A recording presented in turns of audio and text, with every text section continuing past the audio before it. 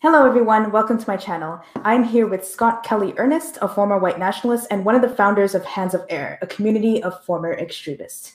Thank you for coming on my channel and agreeing to this interview. I'm happy to be here. Thank you very much for inviting me. Perfect. So, first question, tell me a bit about how you ended up joining the white nationalist movement. My interest in the movement was basically by accident. It was 2004. I was surfing the internet and I ran across this blog where this guy was trying to get men to go to the home of two 12-year-old girls who had themselves a little white power group. And basically he was trying to get people to go rape them. And I wasn't a white nationalist at the time. I was just a concerned citizen. I contacted the authorities. They said, okay, well, we're aware of it now. Thank you. And then they recommended I talk to the parents of the girls. And when I did, their parents their mother was April Gady, who is actually very infamous in white nationalism. And, I met her and she didn't come off as horrible. And I became a friend of the family. They made me one of the moderators on their daughter's forum, and from there, it basically went down the rabbit hole from there. When you start meeting these people, and if they're not showing you they're crazy right away, there's not a whole lot to really warn you away, and then you start just getting the ideas that they're pushing, and then it just gets harder and harder. It's a cult, and you really get drug into it. Well, it starts with things like it's okay to be white, or but we're not allowed to be in our own communities. We're treated like dirt. We're not allowed to date who we want, and you start basically building up this self oppression, and it just goes from there. And so I wasn't ever a true believer. I had my own ways. I was relatively pro LGBT, although I was anti-trans, just not virulently. But so I had a few things that were a little bit different than what most white nationalists believe, and that caused a few issues with my being in the movement itself. But overall, you do start picking up a lot of their ideas, and even though I was relatively pro LGBT, it's not like I didn't basically help normalize anti-LGBT hate, and it just goes from there. It's very insidious. And in what other ways do these white nationalists use to propagate their beliefs onto impressionable people? Oh, everything from websites to playing video games to what I used to do. I would get into a tabletop RPG game playing Dungeons and Dragons, and I would just be talking to whoever I'm playing with. They're not necessarily even right wing, and and I'm showing them, I'm a decent person too. This and that and this. Hey, have you ever heard of Stormfront? You ever think of going to check it out? They do flyering. They do. They whatever they can to try to normalize it. When the internet hit, and when it started becoming really popular to do, right-wing YouTube channels, that became a major thing. It became a huge thing for funding. When the donations things started. There's just a whole lot of ways that they try to keep themselves relevant. That's pretty much it. It's kind of like how they use memes, and once a meme goes too far, they say it's a joke afterwards. And it's exactly. They basically sorry about that. They basically have issues with. It's their way of trying to save face. So if they do the memes and then there's a backlash, but I was just joking. It's not real. I'm just joking. You're too sensitive. Mm-hmm. Yeah, I've noticed that a lot, actually. I did want to ask if you haven't heard about that case involving a 25-year-old black man that was shot. Mhm. What are your thoughts on how a lot of people that claim they're just regular conservatives are approaching this? There really is no such thing as a regular conservative. I was in the Republican Party when I was a white nationalist. Every single white nationalist I've ever known was a Republican. Almost every single, quote, regular conservative I've ever known was okay with me being around, with them being around. Uh, what the situation we currently have, like with our president and with our current government, it's not it's not a evolution of or devolution of the conservatism. It's literally what conservatism always was. It's just this is a symptom of what happens when you just let it go unchecked. Hmm. So I don't believe there's a regular conservative that would either support what happened to that gentleman in Georgia. I also don't think. I don't think that there. I do think that there are conservatives that are not racist, but even the ones that aren't racist generally have a other, and that's the thing that Republicans are all about is the other. And what do you mean by the other? Anybody that's different than them, anything that's different than them, whether it's different by religion, whether it's different by sexuality, gender identity, whether it's different by race, the other. And I know we've discussed the rise in the far right on YouTube. But I do have a question. Do you feel that social media websites are cracking down recently on these extremist YouTubers, Twitter accounts? Do you feel like they're doing anything? They are, but not enough. And I think part of the reason for that is because there is a lot of money to be made in the outrage, as well as the fact that whenever somebody does get deplatformed, conservatives whine about it constantly. Now, I'm not necessarily for deplatforming all white nationalists or all bigots or anything like that. My particular opinion is that you should deplatform the leaders.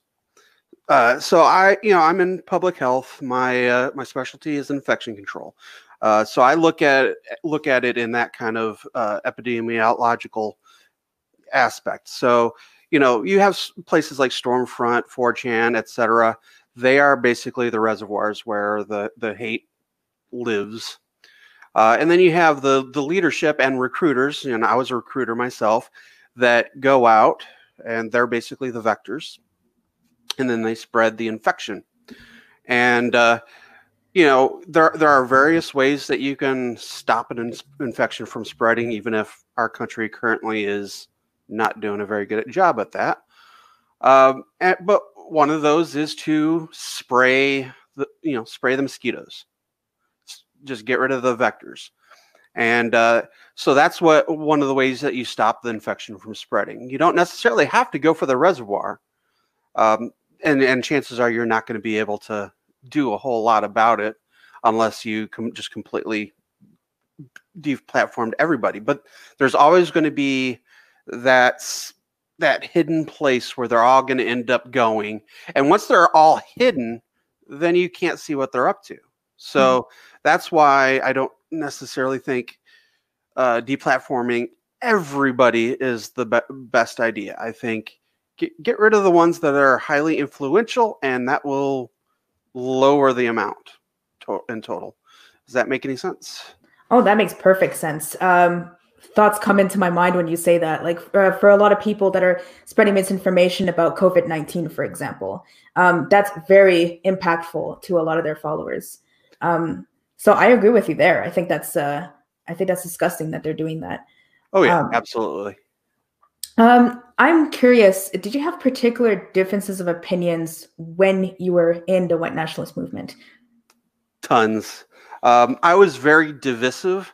Um, because of the fact that I'm very outspoken, now I am, but I was back then, and I tended to be anti-violence, and I tended to be, I tended to be open to talking to the others that I mentioned earlier. So, if an Antifa, uh, reached out to me, I'd be friendly with them. I wouldn't completely turn them away. Um, I tended to have a lot of friends that were not white nationalists. I got along with almost everybody.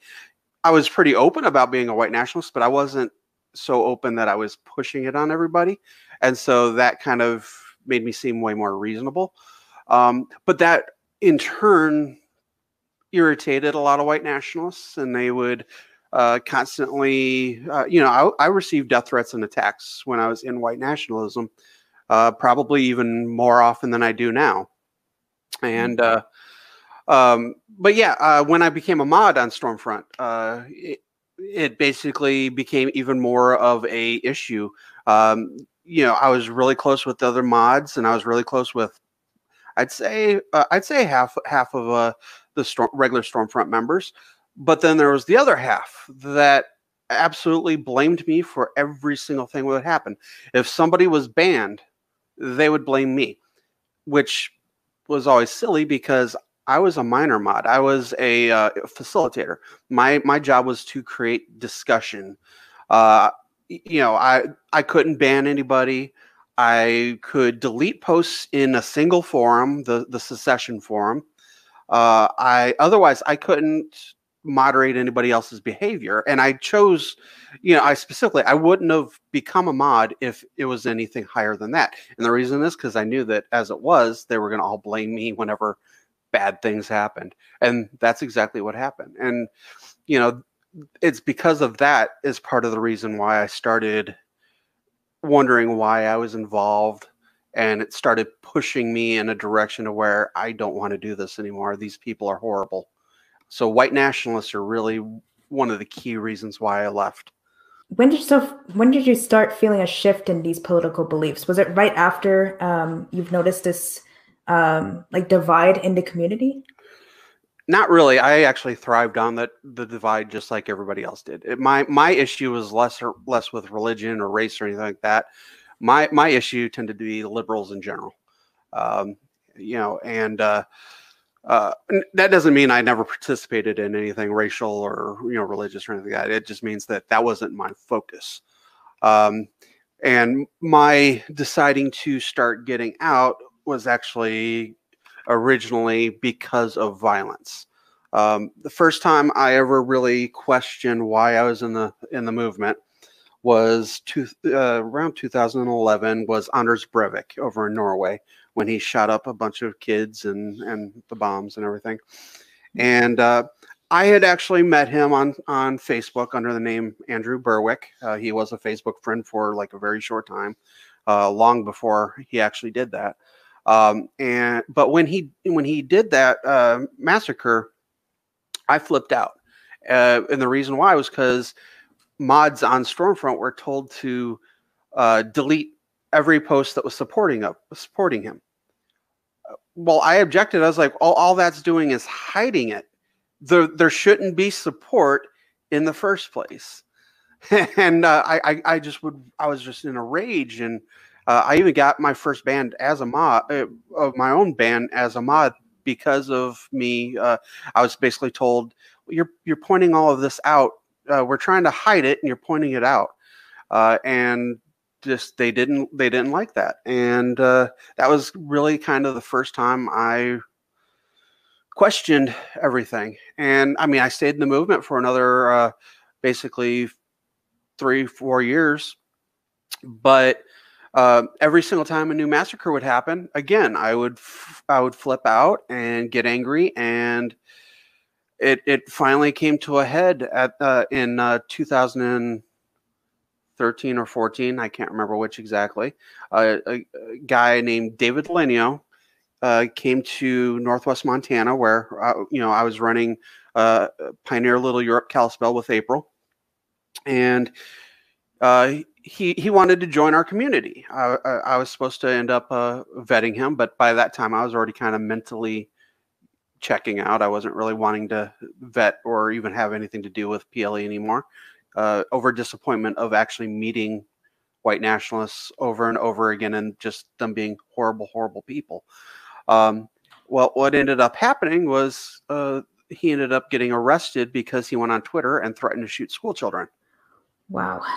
So, I mean, of course, I was flipping out at that sort of thing on Stormfront. Of course, I'm going to flip out even more when it's in my own community. I asked one of our potential recruits one time. I actually asked him, "What would you do if a daughter of a PLE member came out as LGBT?" He's like, "Well, if the parents didn't do something about it, I certainly would." I was like, "Well, what do you mean?" It's like, "Well, I'd take them out." Wow. I immediately told them to get out of town and never come back. But that's the type of behavior and stuff and violent actions between all of it that moved me to get out. Speaking of violence, there's this talk about Antifa being, well, a lot of people tend to claim that Antifa is either just as violent as white nationalists or they're even more violent. I wanted to get your thoughts on that. Antifa are not, I mean, there's obviously members, or not really members. It's a movement that anybody can claim to be Antifa. There are Antifa, self-professed Antifa that are violent, certainly. But there's no compare. There's no left and right being equal. And basically, even when I was in the movement and I had issues, I've had death threats from Antifa in the past. I mean, it's not like it hasn't happened. But again, when I was in a white nationalism, I had even more death threats from my own side. The two sides are definitely not equal. They've never been equal. You're more likely to have property damage or get milkshaked by Antifa. White nationalists is gonna shoot you and probably everybody around you, possibly your entire family.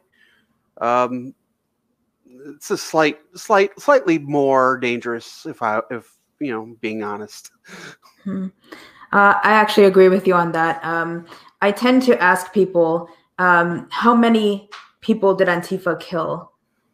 And the conversation ends there. Immediately.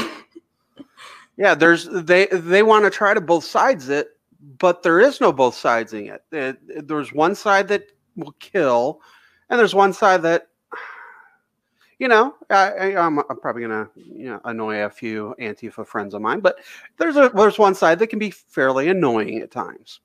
And I think that's normal in certain community-based groups where there are a few people that would take it a bit more extreme than others. Right. But the way you're saying it is that white nationalists, it's very much a violent movement. It's not just a few people that tend to be violent. It's more of the group itself. It's the whole movement, and it's not even just white nationalism. Republicans, these anti-COVID-19 protests that are currently going on, most of them are not white nationalists necessarily. I mean, I'm sure there's a lot of them that have a lot of the same beliefs as your average white nationalist, but they themselves would never call themselves white nationalists. And that's just a conservative thing. It's the entire conservative movement is basically, we got guns, and if you're not going to do what we like, we're going to shoot you. I tend to notice that there's different names coming out recently. It's not just this person's a white nationalist. It's like we're Groypers, we're the alt-right, we're the alt-light. There's so many different variations of white nationalism that people are going to. Do you think that's going back to the people that you were in that movement with? I've noticed that when you were mentioning, they didn't like the fact that you were being a bit more open with how violent certain people are. Do you think they're a bit cowardly with their own belief system? They're absolutely cowardly, and the whole reason they do the whole, well, we're gropers, no, we're alt-right, this and that. They do it because they're rebranding, because they get embarrassed pretty easily. And once the term becomes something that gets mocked, then they move on to something else. And they do it also to normalize it too. There's that, and something like the groypers. It's feel good for the kid. The kids they're trying to recruit. We're funny. We're memeing. But yeah, they are absolutely the biggest cowards on the planet. They will never actually take a stance for anything that actually means anything. They'll, if you stand up to them directly, they'll just basically shout you down and spit in your face. They don't really. I mean, it's hard to really explain how cowardly these people are. I mean, I definitely get that. There was a case of a girl on TikTok that called out, I think, Nick Fuentes, or just a groypers in general, and she got mass harassed to the point where she had to delete her TikTok. And I think they tried doxing her as well. Oh yeah, and when you think about what happened, I mean, you just met me recently because of me posting about that website that was. I was going to ask you about that. The last few days I've been dealing with angry groypers. They'll run in, kick in the shins, and then they'll run away. That's just their way. Speaking of that website, can you tell us a bit more about that? Well, I ended up seeing it. I do not even remember how I actually initially saw it, but it irritated me enough that I decided to openly post it on my page.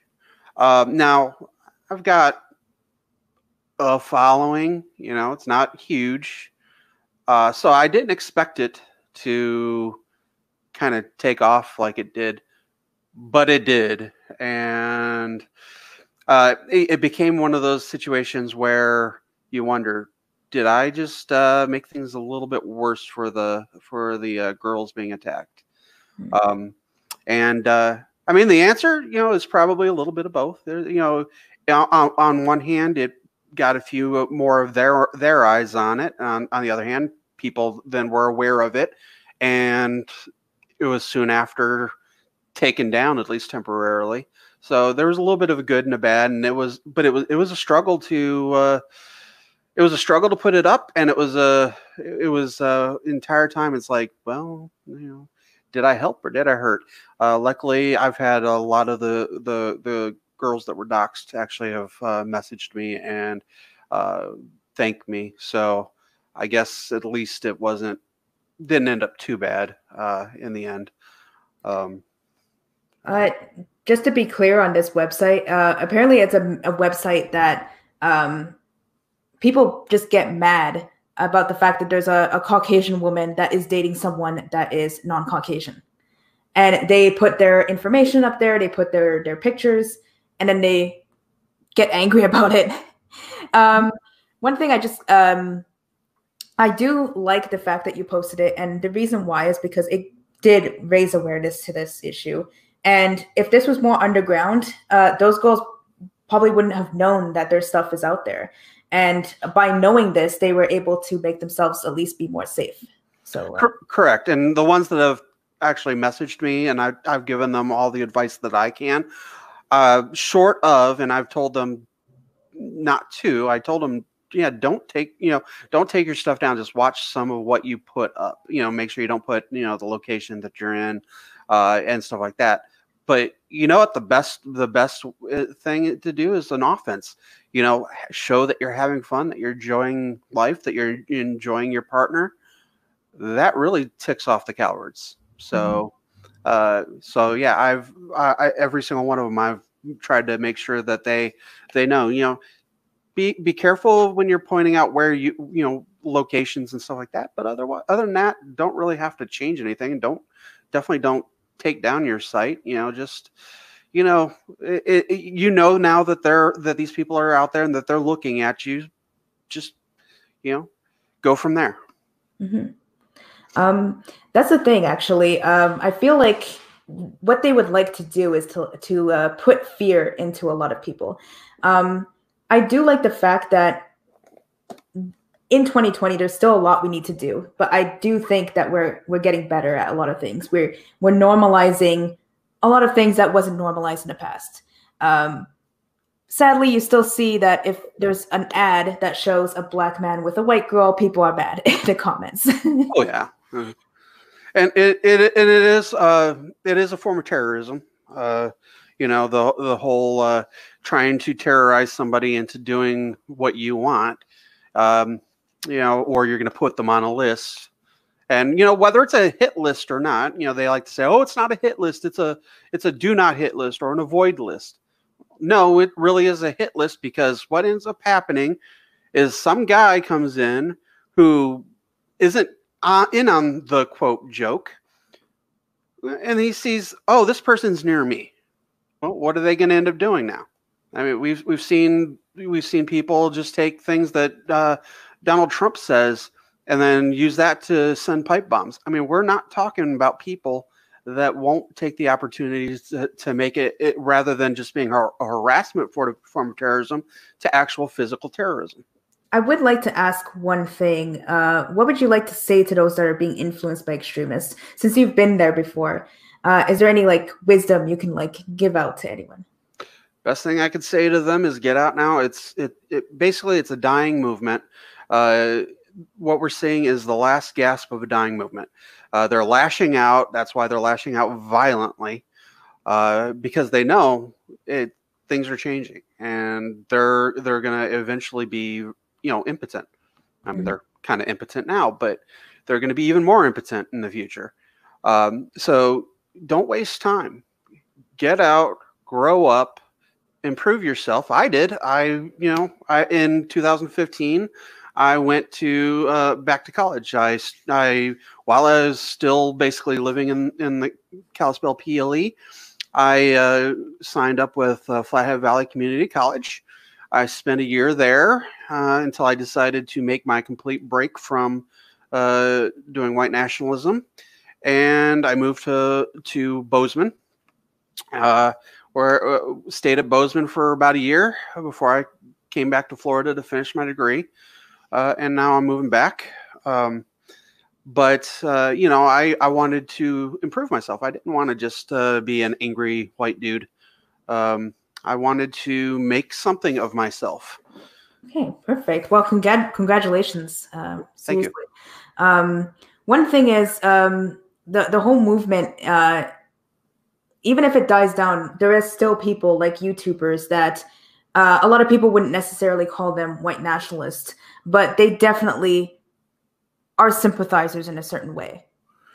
Correct. Gateways like Dave Rubin and Stefan Molyneux, Lauren Chen, even, you know, yeah, she's may not be white, but she still pushes it. There's definitely a lot of YouTubers that are gateways. That's an interesting thing you mentioned, because a lot of these people, like Dave Rubin, would talk about like the whole marketplace of ideas, but then run away if someone tries to debate with them. Dave Rubin really needs to debate Sam Cedar. Yeah, it's been a while.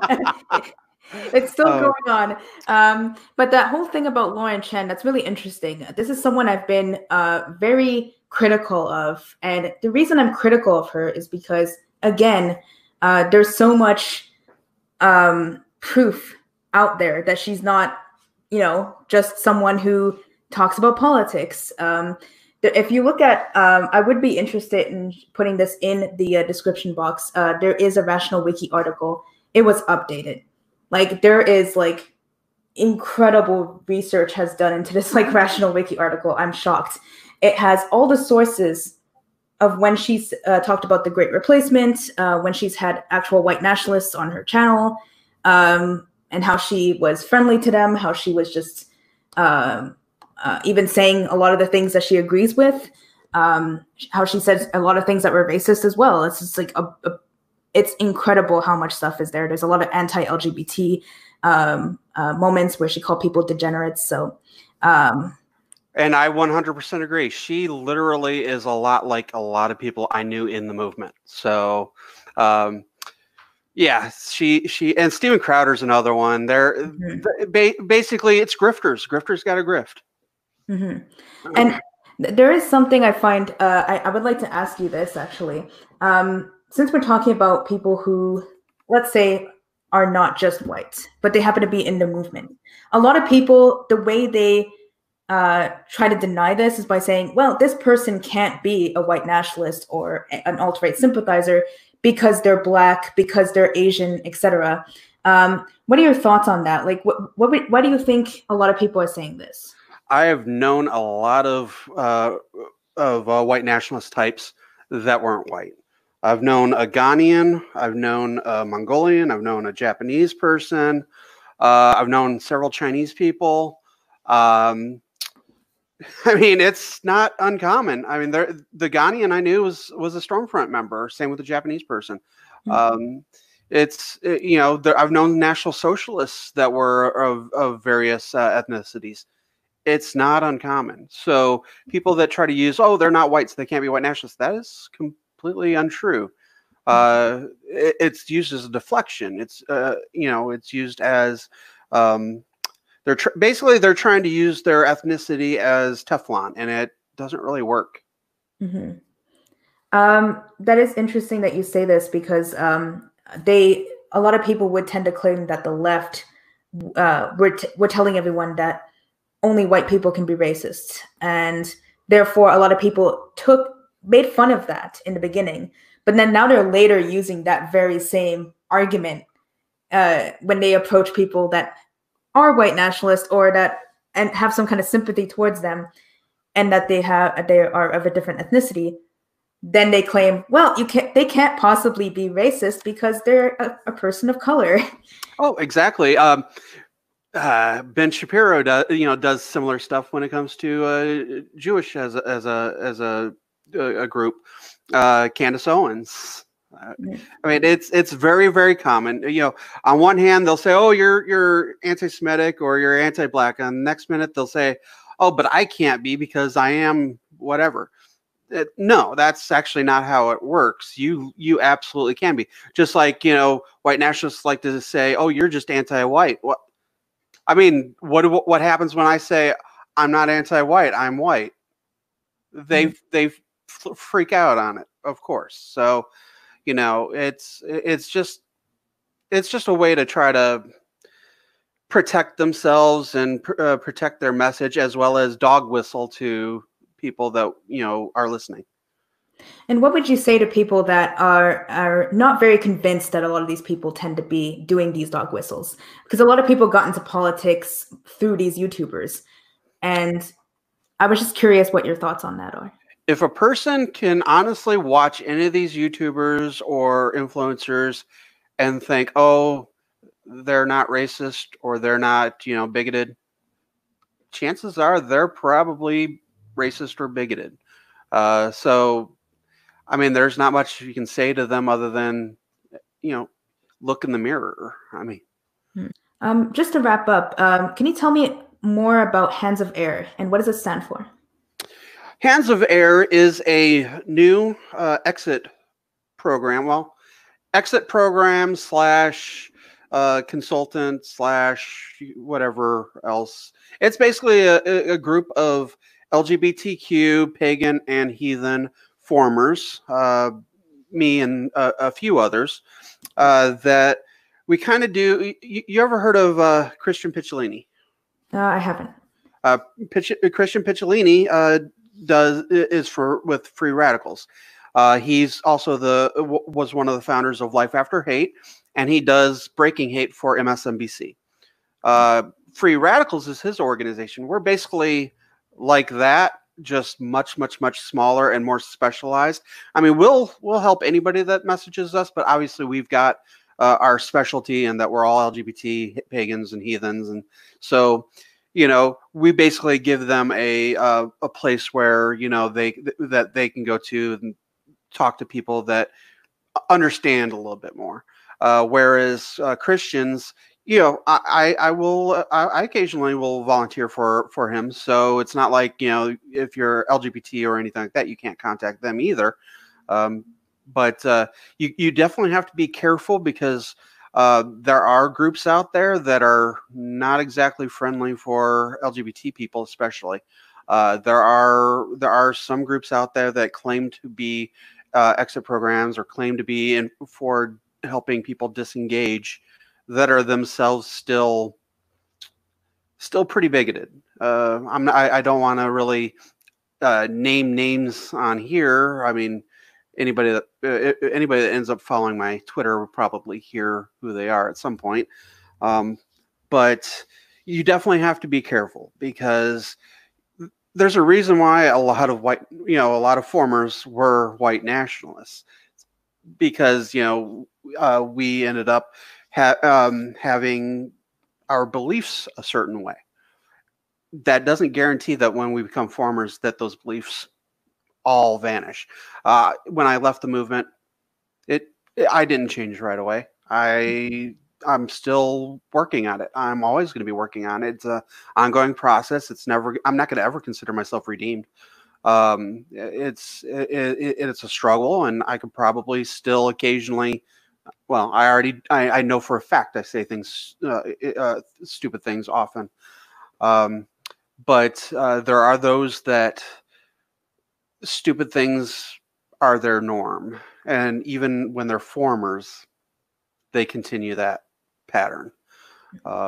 So what Hands of Ire is a place where LGBT people in particular, but heathens and pagans, they can talk to somebody and not have to worry about, you know, are they going to understand if I let them know that I'm LGBT. Mm-hmm. So what happens in Hands of Air? Is there like any like group activities, or is it mostly individually based? We have a support Discord that you know, you can join it, and it we do a lot of chit chatting and stuff. We don't actually do any disengagement or anything like that necessarily in the Discord. It's more of a support Discord. When we do help people disengage, it's usually one-on-one over email.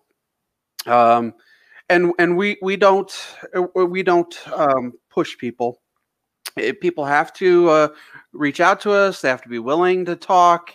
You know, we don't judge them.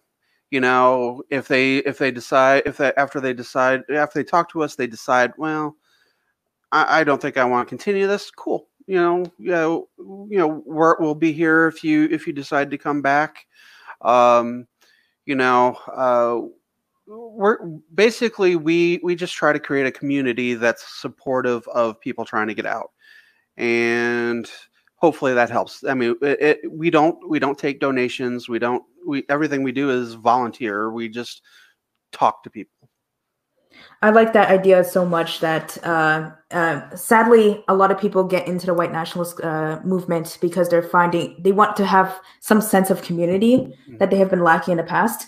So having that kind of community that's outside of the white nationalist movement, that's actually helping them, that's just incredible. And I'm just so excited to hear more about this. And I think it's amazing what you guys are doing. Thank you very much. And yeah, that kind of always was my specialty, was forming a community. It's one reason why Pioneer Little Europe Kalispell was relatively successful for a white nationalist group. You know, when I first got there, they did stupid things like show Hitler movies in the library and stuff. When I got there, I tried to make it fun. I made it so we were going out in Glacier National Park and going swimming and paddle boating on Flathead Lake, and going out, just basically go out and do things, you know, not even focus on white nationalist issues, just have a community.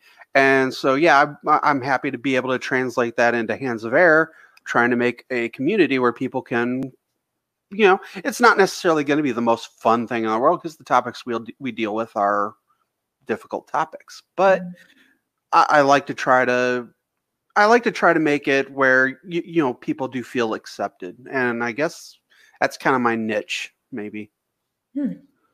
Well, that's incredible. Just to wrap up, is there anything you would like to add? Nothing in particular. You were pretty in depth, and I thank you for the opportunity to have a chat. Oh, I thank you for coming on. This is like a super interesting for me. I'm glad to have met you, by the way. Oh, thank you, and same to you. Okay, perfect. We'll definitely keep in touch. Thank you everyone for watching. So I'm going to leave everything in the description box below. I'm going to leave Scott's Twitter, Hands of Air website, and Twitter as well. And I'm going to leave anything else we talked about. Oh, the Rational Wiki article as well, about Lauren Chen, and a few other things if I feel like it's important. So thank you.